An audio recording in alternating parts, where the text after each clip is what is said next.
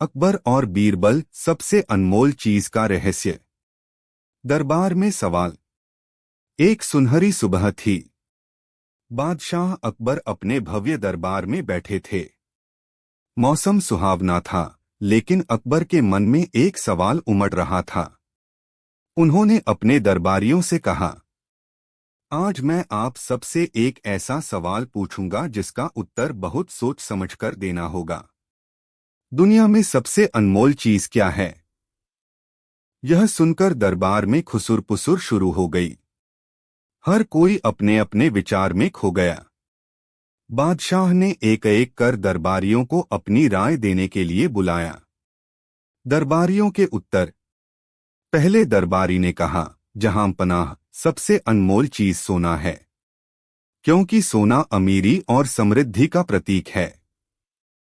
दूसरे ने कहा, जहां पनाह, हीरे और मोती सबसे अनमोल हैं।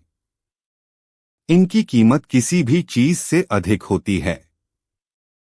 तीसरे ने कहा, मेरा मानना है कि शक्ति सबसे अनमोल है। शक्ति के बिना न धन काम आता है, न कोई और चीज। अकबर इन उत्तरों से संतुष्ट नहीं हुए। उन्होंने कहा, इन उत्तरों में कुछ कमी है। इनमें से कोई भी मेरी आत्मा को संतोष नहीं दे रहा। फिर उन्होंने बीरबल की ओर देखा और मुस्कुराते हुए पूछा, बीरबल, अब तुम बताओ, तुम्हारे हिसाब से सबसे अनमोल चीज क्या है? बीरबल का प्रस्ताव। बीरबल ने विनम्रता से कहा, जहां पनाह, यह सवाल बहुत गूढ़ है। इसका उत्तर देने के लिए मुझे थोड़ा समय चाहिए। मुझे 2 दिन का वक्त दें और मैं इसका सही उत्तर दूंगा। अकबर ने सहमति जताई। ठीक है, 2 दिन का समय तुम्हें दिया जाता है, लेकिन मैं उम्मीद करता हूं कि तुम इस सवाल का ऐसा उत्तर दोगे जो हमें पूरी तरह संतुष्ट कर सके। पहला दिन, राजा का क्रोध। बीरबल ने अपनी योजना बनाई। उन्होंने अकबर के सबसे प्रिय घोड़े को गायब करवाने का निश्चय किया। अगली सुबह जब दरबार लगा तो अचानक खबर आई कि बादशाह का सबसे प्यारा घोड़ा महल से गायब हो गया है। यह सुनकर अकबर का चेहरा गुस्से से लाल हो गया। उन्होंने तुरंत अपने सैनिकों को आदेश दिया, पूरे शहर में घोड़े को ढूंढो। अगर वह नहीं मिला तो मैं तुम्हें सजा दूंगा। सैनिकों ने पूरी रात घोड़े की तलाश की, लेकिन घोड़ा नहीं मिला। अकबर का गुस्सा और बढ़ गया। उन्होंने गुस्से में बीरबल को बुलाया और कहा, बीरबल, तुम मेरे सबसे समझदार मंत्री हो। मुझे बताओ, मेरा घोड़ा कहाँ गया? अगर वह जल्द नहीं मिला तो तुम्हें इसकी सजा भुगतनी होगी। बीरबल शांत रहे और बोले, जहां पनाह, धैर्य रखें। आपका घोड़ा सही समय पर वापस आ जाएगा। अकबर ने कोई उत्तर नहीं दिया, लेकिन उनके मन में बीरबल के प्रति क्रोध था। दूसरा दिन, राजा का सुख। अगले दिन सुबह जब अकबर अपने बाग में टहल रहे थे तो उन्होंने देखा कि उनका घोड़ा बाग के बाहर खड़ा था। घोड़ा सही सलामत था। यह देख अकबर का गुस्सा तुरंत खुशी में बदल गया। उन्होंने बीरबल को दरबार में बुलाया और कहा, बीरबल, घोड़ा वापस आ गया है। तुमने यह चमत्कार कैसे किया? बीरबल मुस्कुराए और बोले, जहां पनाह, घोड़े के वापस आने से मैं आपको दुनिया की सबसे अनमोल चीज दिखा सकता हूं। सबसे अनमोल चीज का रहस्य। अकबर ने पूछा, अब बताओ, सबसे अनमोल चीज क्या है? बीरबल ने जवाब दिया, जहां पनाह, दुनिया में सबसे अनमोल चीज समय और भावना है। अकबर ने हैरानी से पूछा, कैसे? बीरबल ने समझाया, जब आपका घोड़ा गायब हुआ था तब समय ने आपको क्रोध से भर दिया। आपको लगा कि आपकी सबसे प्रिय चीज आपसे छिन गई। लेकिन जब वही घोड़ा वापस आया तो समय ने आपको खुशी और संतोष दिया। यह समय ही है जो हमारी हर भावना को प्रभावित करता है।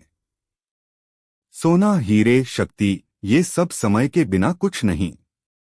सही समय पर सही भावना ही सबसे अनमोल है। अकबर की सीख। अकबर ने गहरी सांस ली और कहा, बीरबल, तुम्हारा जवाब न केवल सटीक है बल्कि इसने मुझे बहुत बड़ी सीख दी है।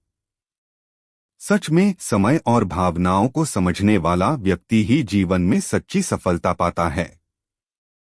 उन्होंने बीरबल को इनाम दिया और दरबारियों को यह सीखने के लिए प्रेरित किया कि समय और भावनाओं की कदर करनी चाहिए। सीख। यह कहानी हमें सिखाती है कि समय और भावनाओं का प्रबंधन ही जीवन की सबसे बड़ी संपत्ति है। एक, समय सबसे अनमोल है क्योंकि इसे न खरीदा जा सकता है न रोका जा सकता है। दो, भावनाएं हमारे अनुभवों को आकार देती हैं।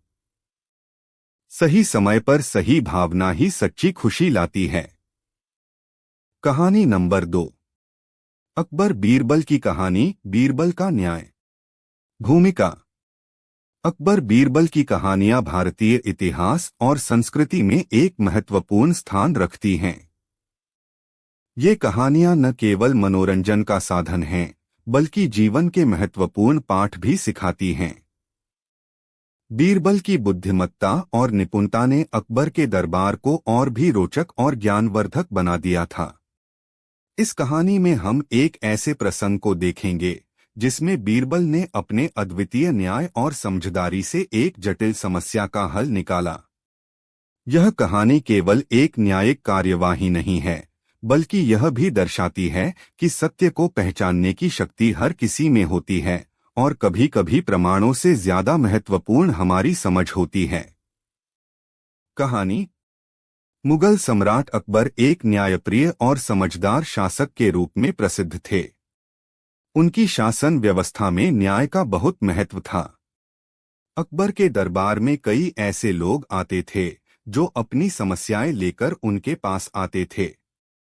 अकबर न केवल एक राजा थे बल्कि वे एक दयालु और समझदार शासक भी थे जो अपने दरबारियों से अक्सर राय लेते थे। इस दिन दरबार में एक बुजुर्ग व्यक्ति अपनी समस्या लेकर आया।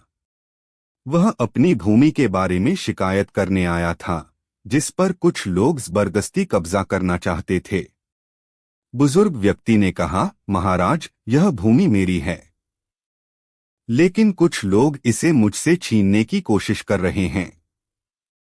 मेरे पास कोई कागजी प्रमाण नहीं है लेकिन यह भूमि मेरी पहचान है। अकबर ने उसे ध्यान से सुना और फिर बीरबल को बुलाया। बीरबल को दरबार में न्याय की स्थायी प्रतीक माना जाता था और अकबर हमेशा बीरबल की राय पर विचार करते थे। अकबर ने कहा, बीरबल, तुम इस मामले का समाधान कैसे करोगे? बीरबल ने थोड़ी देर सोचा और कहा, महाराज, मैं इस समस्या का समाधान जानता हूँ। हम यह पता करेंगे कि असली मालिक कौन है, लेकिन हम इसे किसी साधारण तरीके से नहीं करेंगे। अकबर ने उत्सुकता से पूछा, तो फिर तुम क्या करना चाहते हो? बीरबल ने मुस्कुराते हुए कहा, महाराज, मैं एक योजना बनाऊंगा जिससे हम इस भूमि के असली मालिक का पता लगा सकेंगे। बीरबल की योजना। बीरबल ने सबसे पहले यह आदेश दिया कि सभी लोग उस भूमि पर एक स्थान पर इकट्ठा हों और सुबह के समय वे अपनी अपनी पहचान बताने के लिए उस स्थान पर एक पत्थर रखें। बीरबल ने कहा, आज से हम एक कार्य करेंगे जो उस भूमि के असली मालिक का पता लगाने में मदद करेगा। अकबर ने बीरबल की बात मानी और सभी दरबारियों और ग्रामीणों को इस योजना का पालन करने के लिए कहा। अगले दिन सुबह सभी लोग भूमि पर एक एक पत्थर रखने के लिए पहुंचे। कुछ ने अपनी पहचान में कहा, यह भूमि मेरी है, जबकि कुछ ने दावा किया कि यह भूमि उनका है। जब सभी लोग अपनी अपनी जगह पर पहुंच गए तो बीरबल ने कहा, अब हम यह देखेंगे कि असली मालिक कौन है। सत्य का खुलासा। बीरबल ने सभी लोगों को एक स्थान पर इकट्ठा किया और फिर उन सभी से पूछा, अब किसने इस भूमि पर अपना पत्थर रखा है? सभी लोग एक एक कर बोले, यह भूमि हमारी है, और उन्होंने अपने पत्थर को भूमि पर रखा था। तभी बीरबल ने कहा, यह भूमि केवल उस व्यक्ति की है जिसने अपने पत्थर को वहां रखा है, और इसके अलावा कोई और इसका मालिक नहीं हो सकता। अकबर और सभी दरबारी बीरबल की बात सुनकर चौंक गए। बीरबल ने फिर स्पष्ट किया, सच यह है कि यह भूमि कोई और नहीं बल्कि वही व्यक्ति है जिसने इसे सही से पहचाना है और अपनी पहचान को उस भूमि पर रखा है।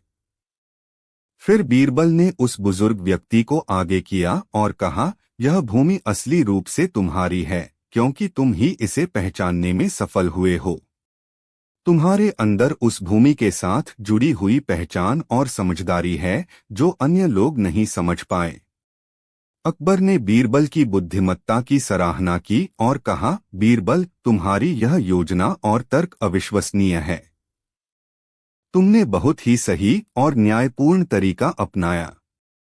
नैतिक शिक्षा। इस कहानी से यह सीखने को मिलता है कि कभी कभी हमें सत्य और न्याय का पता लगाने के लिए केवल कागज पत्रों या प्रमाणों पर निर्भर नहीं रहना चाहिए। हमें अपनी बुद्धिमत्ता, समझदारी और जीवन के अनुभवों से काम लेना चाहिए। बीरबल की तरह हमें अपने विवेक का उपयोग करना चाहिए और सही निर्णय लेने के लिए हमेशा खुला मन रखना चाहिए।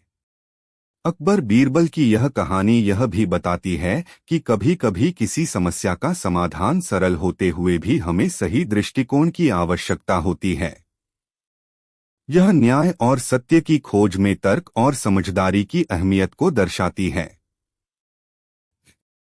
यह कहानी न केवल एक मनोरंजन का स्रोत है, बल्कि यह जीवन में निर्णय लेने और न्याय के मूल्य को भी स्पष्ट करती है।